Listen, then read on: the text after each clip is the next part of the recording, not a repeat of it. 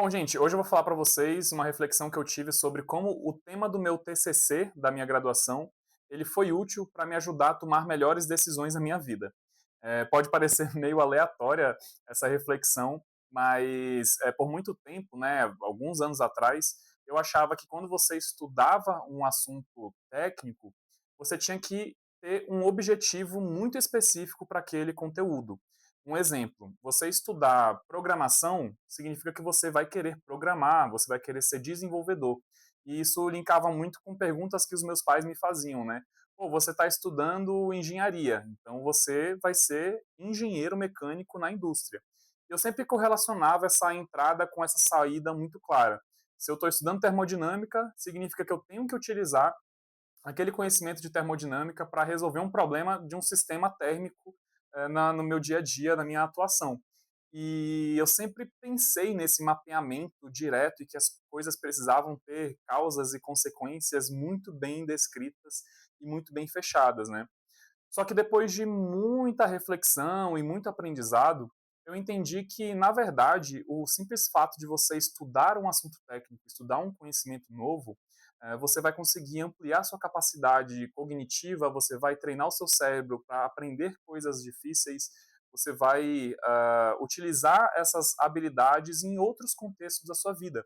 Porque na prática, você é a soma dos seus conhecimentos e as suas experiências adquiridas, e que todos esses pontos vão virar um cinturão do Batman seu ali, e quando você enfrentar um desafio, uma decisão a ser tomada, você vai ter diversas ferramentas diferentes para conseguir tomar uma melhor decisão, para conseguir resolver o problema da melhor forma. E aí eu tive uma virada, uma sacada, né, na forma de pensar quando eu refleti sobre isso, quando eu comecei a ver que algumas coisas que eu aprendi, principalmente na minha faculdade, né, na engenharia, eu estava usando no meu dia a dia em desafios que na prática não eram tão relacionados à engenharia. Então eu sempre consegui aprender assuntos novos e assuntos complexos de uma forma mais simples, muito simplificada. E isso aconteceu porque eu enfrentei o cálculo 1. Eu tive que aprender cálculo 1, que é um assunto extremamente complexo. O simples fato de eu aprender cálculo 1 faz com que você tenha uma grande resiliência, você seja uma pessoa que aprenda com assuntos complexos, que consiga ler coisas difíceis e aprender. Então, isso eu consigo usar para outras esferas da minha vida. Outro exemplo também, programação. Eu já comentei com vocês que eu gosto muito de programação e eu aprendi a programar desde cedo. E hoje eu não sou um programador, mas eu me comparo com algumas outras pessoas que nunca tiveram contato com programação, e eu vejo que eu tenho uma capacidade de resolver problemas de uma forma mais lógica, né? Então, quando eu enfrento um problema, eu quebro aquele problema em partes menores, eu entendo qual que é o passo a passo que eu vou conseguir resolver ele, eu sempre tenho uma certa facilidade e um pensamento um pouco mais lógico, né?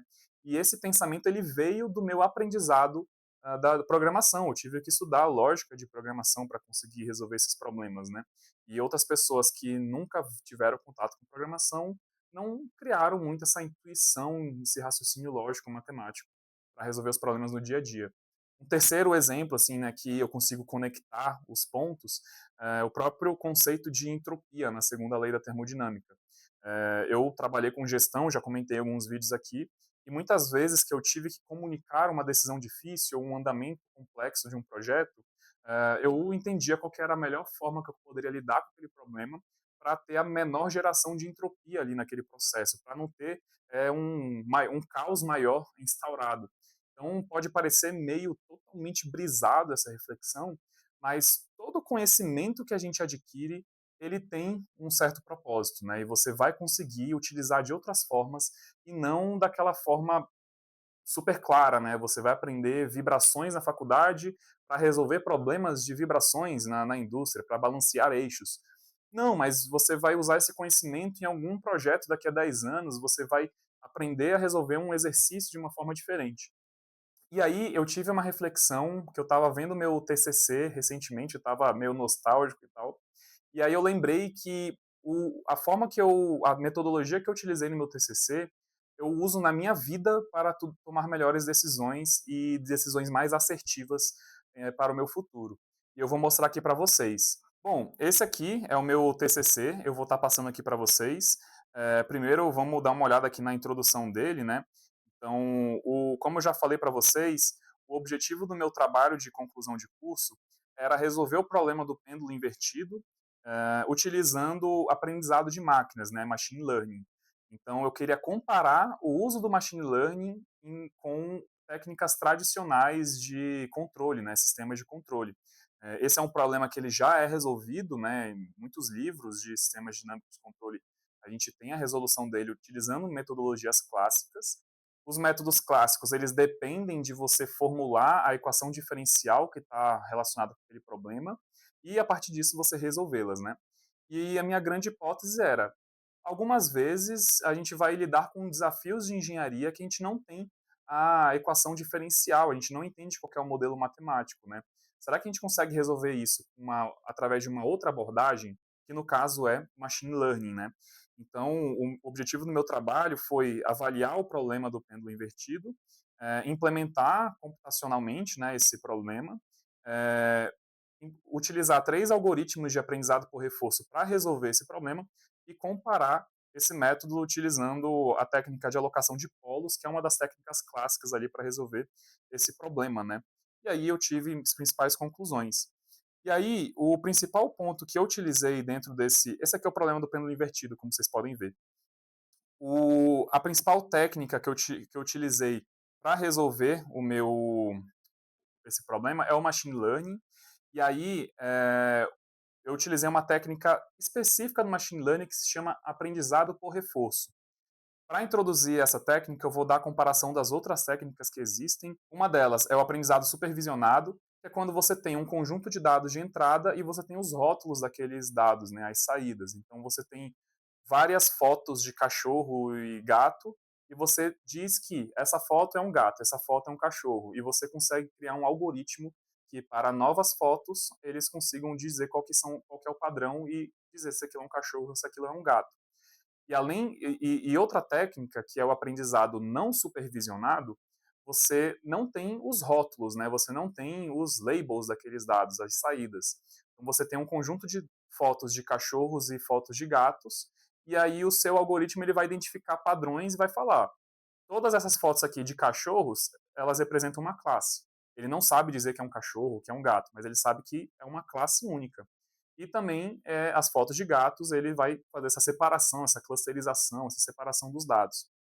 Só que note que essas duas técnicas, elas dependem de dados, né? Você precisa ter uma base de dados. Só que em alguns casos, você não vai ter um dataset completo, pronto, rotulado, para você conseguir treinar um algoritmo para identificar esses padrões. E aí é onde surge o método de aprendizado por reforço. Então, basicamente, ele funciona usando esse diagrama aqui.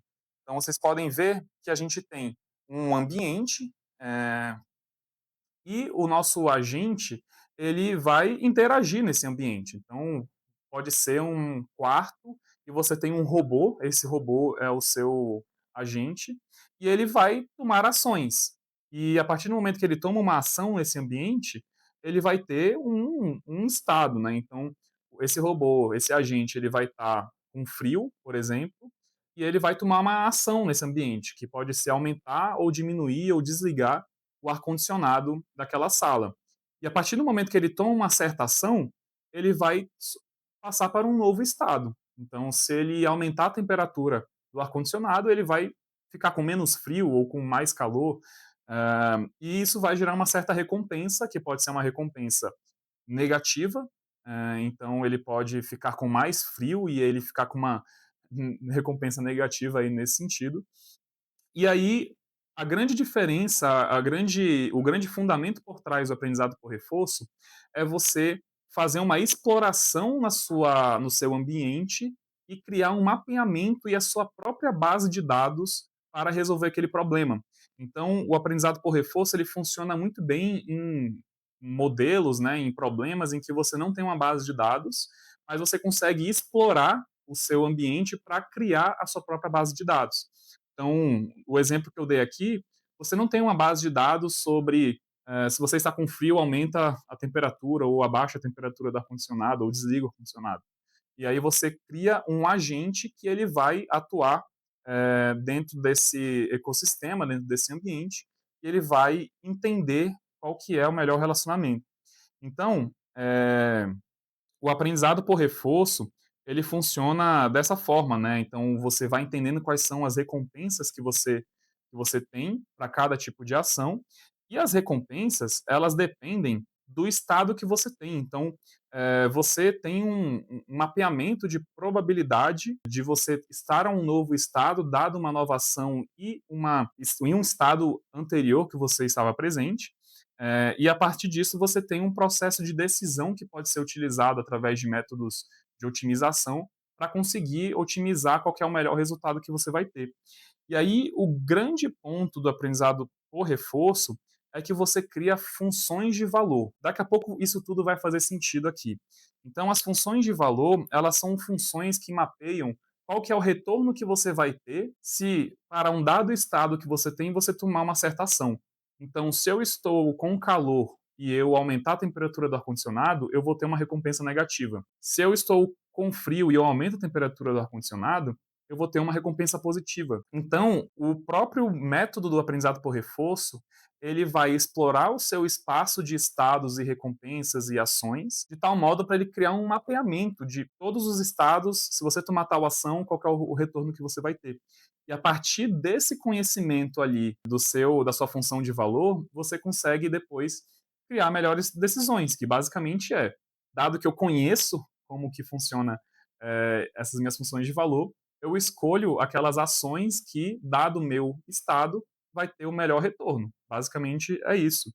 E o que é o mais interessante do aprendizado por reforço é que ele simula a própria forma do ser humano de aprender. Então, uma criança, quando ela está iniciando seu entendimento da linguagem, ela aprende por tentativa e erro. Então, ela aponta para a cor vermelha e fala que aquilo é amarelo. E aí a mãe vai corrigir, a criança vai tomar uma atitude que é ruim, e o pai ele vai brigar com a criança, vai dar uma recompensa negativa, e ela vai criando um mapeamento de ações em determinados estados e qual que é a recompensa que ela ganha, e é assim que você aprende.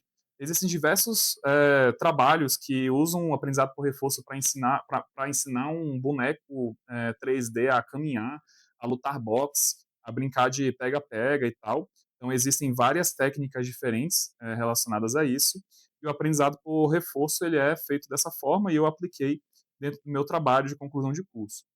Não vou entrar muito na parte técnica, mas já vou chegar na principal reflexão que eu tive, mas eu consegui fazer a resolução, né, do problema, então utilizei 3 técnicas diferentes para equilibrar o o pêndulo invertido, e em comparação com a técnica de alocação de polos, eu tive bons resultados. Então, aqui no meu TCC eu mostro todas essas etapas, os resultados que eu tive. Vocês podem ver aqui a pontuação de recompensas que o agente, né, ele teve ao tentar equilibrar com cada um das etapas, né, do pêndulo.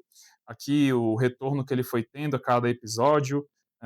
Eu consegui encontrar diversas eu fiz a otimização de vários hiperparâmetros, né, para encontrar qual que teve o melhor desempenho, e eu tive excelentes resultados. E o que, que isso tem a ver com a tomada de decisões mais estratégicas, né? Eu dei toda essa volta, primeiro para introduzir para vocês um pouco esse fundamento técnico, acho que é legal compartilhar essa reflexão, mas se vocês já viram alguns vídeos que eu falo sobre como foi minha vivência na faculdade, como foi minha jornada no mestrado, minha jornada de trabalho depois que eu me graduei e antes de eu começar meu mestrado, vocês vão perceber que eu tive muitas experiências diferentes. Então, eu participei de iniciação científica, eu participei de empresa júnior, participei de monitoria, de laboratório, fui para congressos. Depois que eu me formei, eu trabalhei na indústria, eu me mudei para São Paulo, eu trabalhei em uma empresa que tinha 40 mil funcionários, trabalhei numa startup de 50 funcionários, trabalhei numa empresa de 10 mil funcionários, fiz mestrado, abri um escritório de engenharia para fazer uns projetos de forma autônoma. Então, eu consegui fazer muitas coisas diferentes, e eu fiz isso por quê? Porque eu sempre fui uma pessoa muito curiosa. E o problema da pessoa curiosa é que ela gosta de fazer muitas coisas diferentes, e eu sempre tive essa dúvida: "Cara, qual que vai ser o caminho que eu vou seguir? Será que eu vou empreender? Será que eu vou seguir área acadêmica? Será que eu vou trabalhar na indústria? Será que eu vou trabalhar com gestão? Vou ser diretor de uma grande empresa morando em São Paulo e tal?". E aí eu não sabia nem o que eu queria e nem o que eu não queria.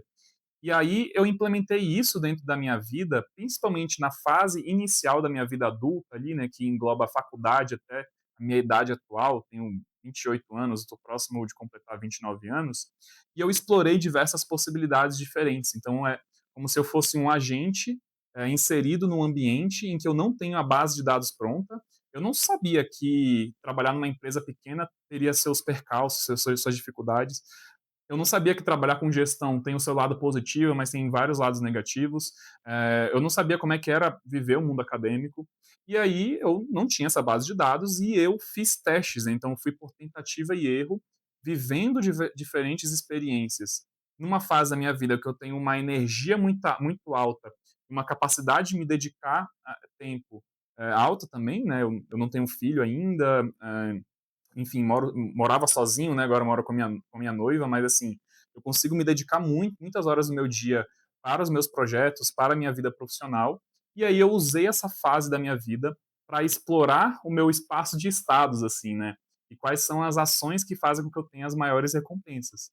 E aí vocês vão ver eu falando isso em diversos vídeos aqui, não vai ser a primeira nem a última vez que eu vou comentar, mas é uma recomendação que eu passo para todo mundo, assim, né.